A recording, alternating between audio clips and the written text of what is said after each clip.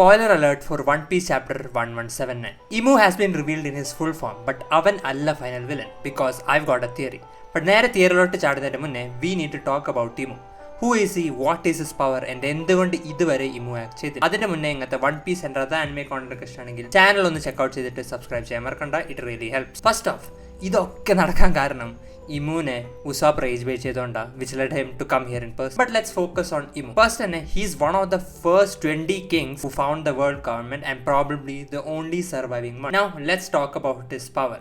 So ഇമുയുടെ power devil's fruit എന്നാണ് mention ചെയ്യുന്നത്, not devil fruit. So this could be the first ever devil fruit in the One Piece world. And I think നമ്മൾ ഇമുനെ കാണുന്നത് അവൻ്റെ devil fruit ട്രാൻസ്ഫോർമേഷനിലാണെന്ന്.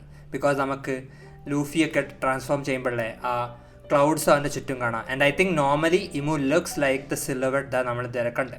പിന്നെ എനിക്ക് തോന്നുന്നത് ഇത് നീക്കയുടെ ഒരു ഓപ്പോസിറ്റ് ഒരു മിത്തിക്കൽ ഡെവൽ ഫ്രൂട്ടാണെന്ന്.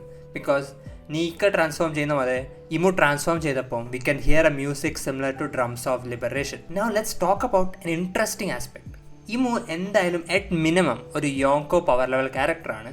സോ ഇതുവരെ എന്തുകൊണ്ട് ഇമു ആക്ട് ചെയ്തില്ല? Let's look at the manga panels where Imu കോറോസിനോട് അവൻ പുറത്തോട്ട് പോകാന്ന് പറയുമ്പോൾ they all seem weird. Not just like any weird, they seam very weird. And Imu എൽബാഫിൽ എത്തുമ്പോൾ തന്നെ ഹീസ് കഫിങ് a blood.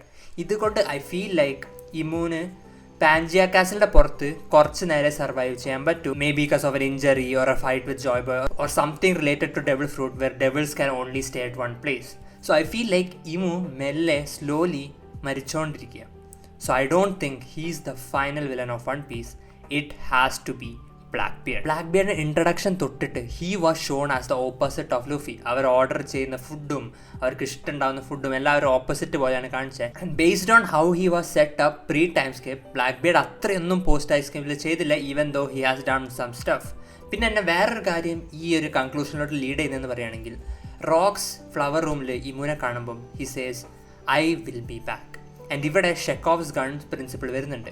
Y would Oda make Rocks say that unless it's going to happen? Rocks വെറുതെ I'm going to come back എന്നിട്ട് he never goes back. So I think റോക്സിൻ്റെ പകരം Blackbeard will come back to Imu. And Blackbeard Jolly Roger always shows 3 skulls. But why though? നമുക്ക് Blackbeard വെച്ചിട്ട് എവിടെ ഒരു 3 skulls ഒരു representation കിട്ടുന്നില്ല. So I feel like this is setting up Blackbeard getting a third devil fruit, and that being the devil's fruit of Imu, which I think would make sense. Because currently എനിക്ക് ബ്ലാക്ക്ബിയർഡിനെ ഭയങ്കര വലിയൊരു threat ആയിട്ട് കാണാൻ പറ്റുന്നില്ല. ഇപ്പോൾ ലൂഫിയും ബ്ലാക്ക്ബിയർഡും fight ചെയ്താൽ I don't feel like ബ്ലാക്ക്ബിയർഡിന് ഭയങ്കര ഒരു വലിയ അഡ്വാൻറ്റേജ് ഉണ്ട്.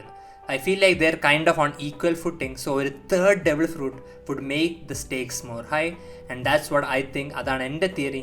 നിങ്ങൾക്ക് എന്താ തോന്നുന്നത്? നിങ്ങൾ ഈ തിയറിനോട് യോജിക്കുന്നുണ്ടോ? അല്ലെങ്കിൽ നിങ്ങൾക്ക് എന്തെങ്കിലും തിയറി ഉണ്ടെങ്കിൽ എന്തായാലും കമൻസിലിടും. ബട്ട് ഈ വീഡിയോയിൽ എനിക്ക് അത്രേ പറയാനുള്ളൂ. I hope you guys enjoyed. എന്തായാലും thank you for watching, and I'll see you in the next video. Bye bye.